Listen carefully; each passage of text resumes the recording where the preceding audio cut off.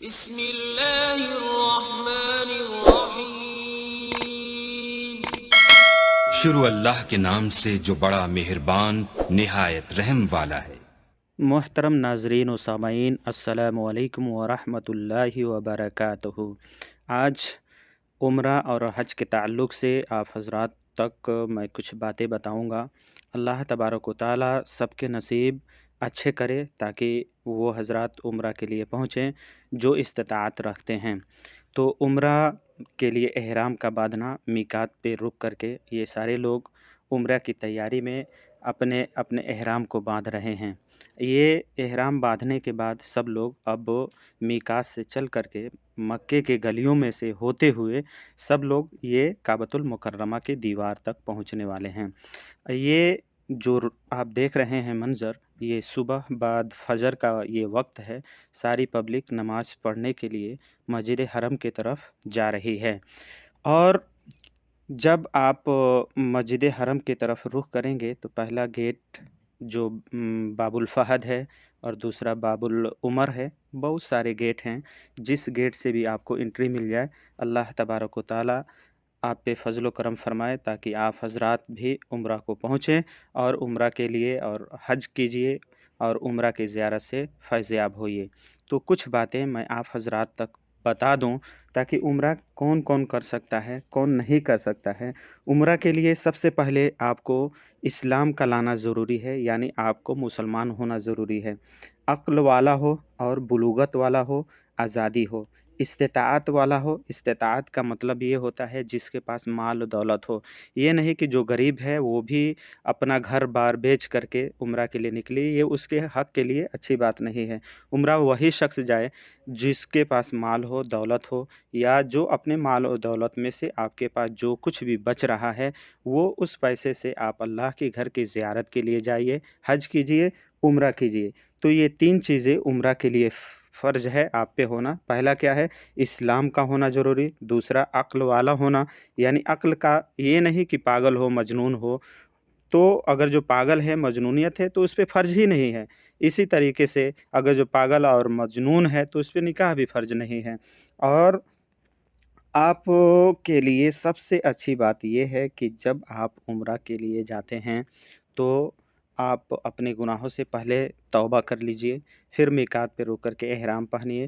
اب یہ منظر جو آپ دیکھ رہے ہیں، یہ منظر یہ کعبۃ المکرمہ کے صحن سے یہ جو سیڑھی نکلتی ہے، اور یہ گلی اسی جگہ کا ہے، اور اس میں سے نکل کر کے اس سیڑھیوں سے ہوتے ہوئے آپ اندر کی طرف جائیں گے۔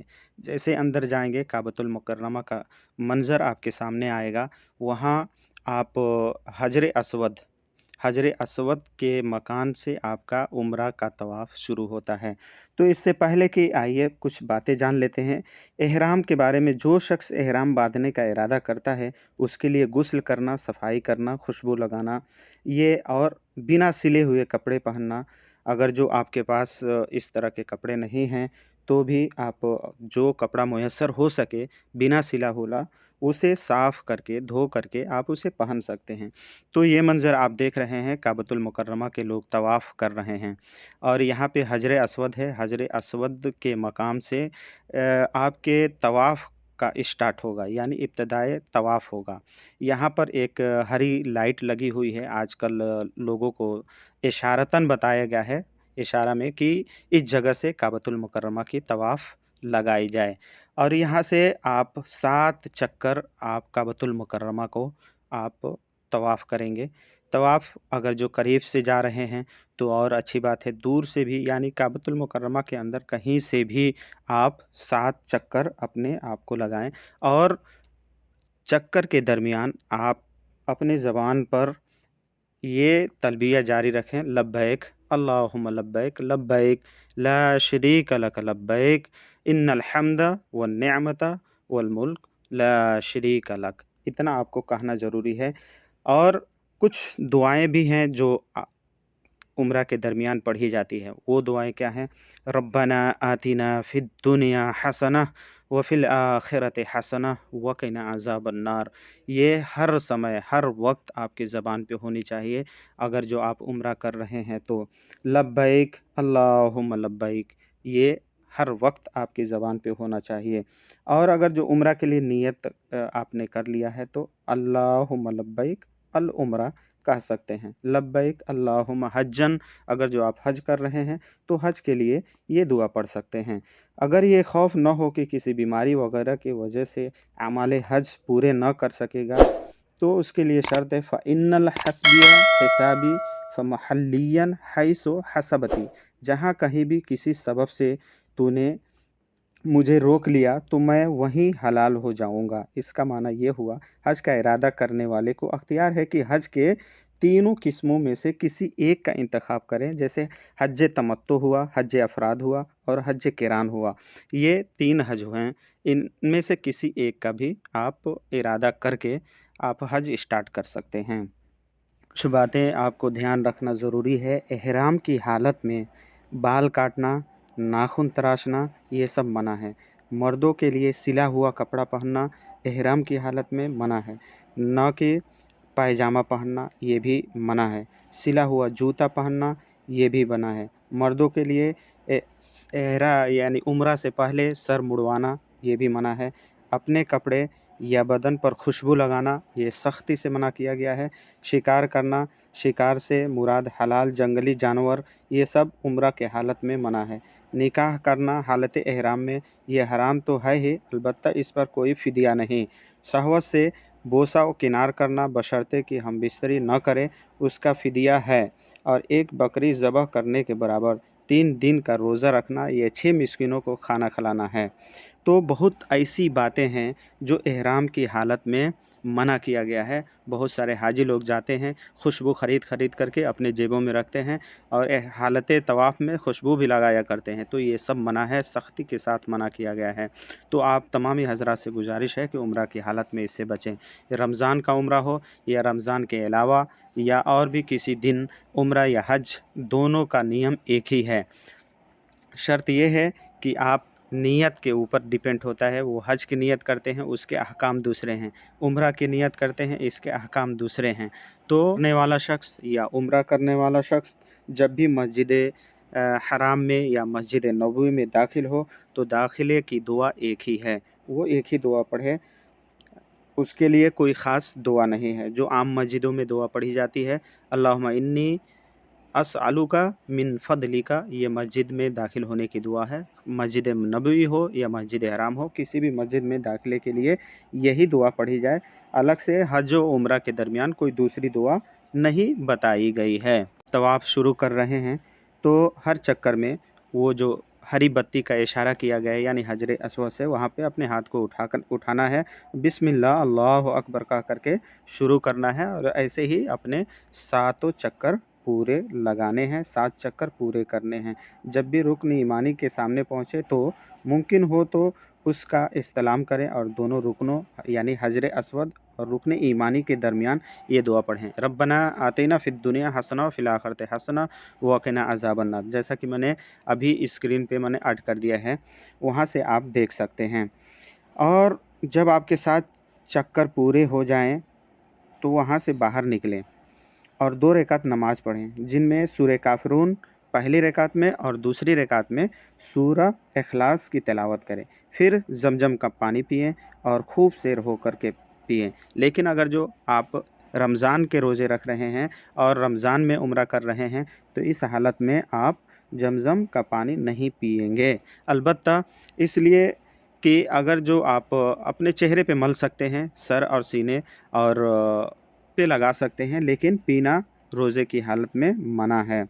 उसके बाद अगर मुयस्सर हो तो वापस आकर हजर अस्वद का इस्तलाम करें, फिर मुल्तजिम के पास यानी हजरत अस्वद और बाब काबा के दरमियान दुआ करें। उसके बाद सफ़ा और मरवा का रुख करें और ऊपर चढ़ कर के आप पढ़ें।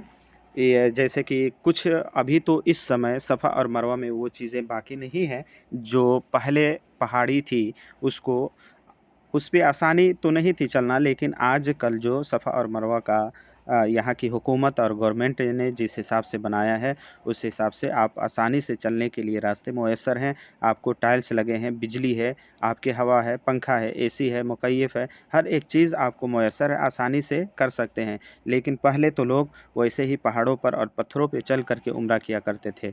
लेकिन आपके लिए बहुत सारी सुविधा हैं और आजकल बहुत सारी पब्लिक भी है। इस पब्लिक को देखते हुए यहाँ की हुकूमत ने अल्लाह के फजल करम से ये लोगों ने हाजियों के लिए, उम्रा ज़ायरीन के लिए, सबके लिए सुविधा बना करके रखा है ताकि आपको किसी तरह की कोई दुश्वारी ना हो। ये अल्लाह तबारक व तआला कुरान पाक के अंदर इरशाद फरमाता है, इन्नस-सफ़ा वल मरवत मिन शाइरिल्लाह फमन हज्जल बैता अव इअतमर फला जुनाह अलैहि अन यत्तवफ़ बिहिमा वमन ततअव्वा खैरन फ़इन्नल्लाह शाकिरुन अलीम।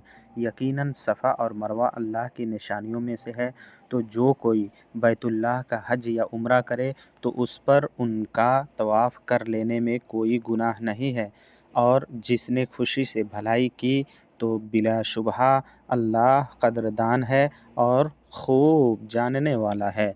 तो बिरादरान मिल्लत इस्लामिया, ये है सफ़ा का मंज़र।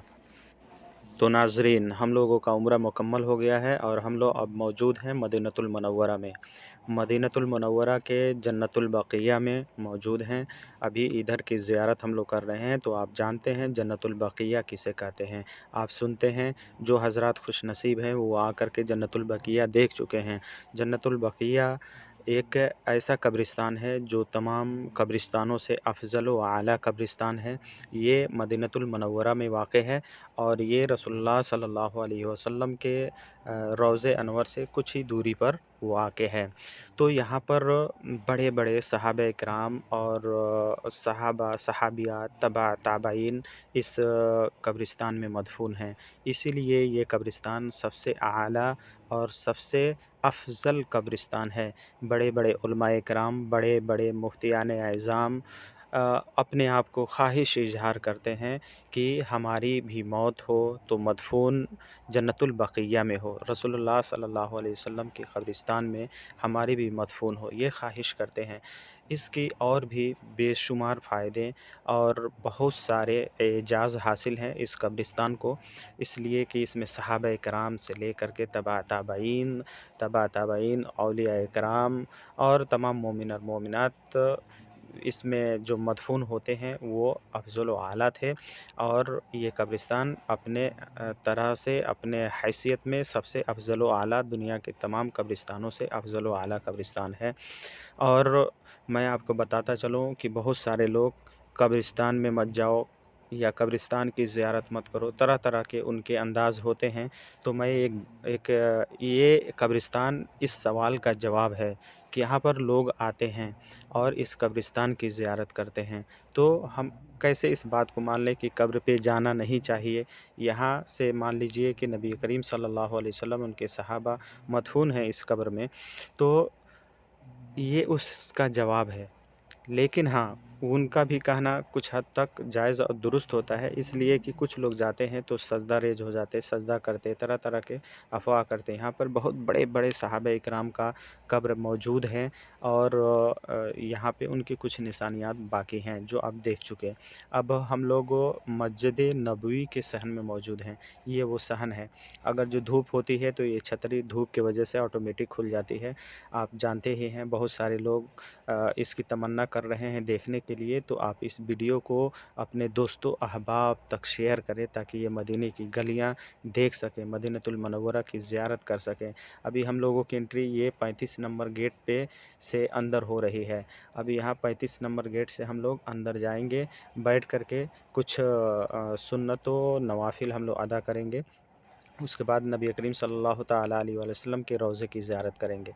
बहुत सारे ज़ायरीन यहाँ पे आप देख सकते हैं कि बहुत सारे ज़ायरीन हैं यहाँ पे जो उम्रा और हज की नीयत से आए हुए हैं, जो ज़ियारत के लिए नबी करीम सल्लल्लाहु ताला अलैहि वसल्लम के मस्जिद नबवी में आराम कर रहे हैं और ज़ियारत करने के बाद दुरूद ख़ानी और कुरान की तिलावत में मशरूफ़ हैं।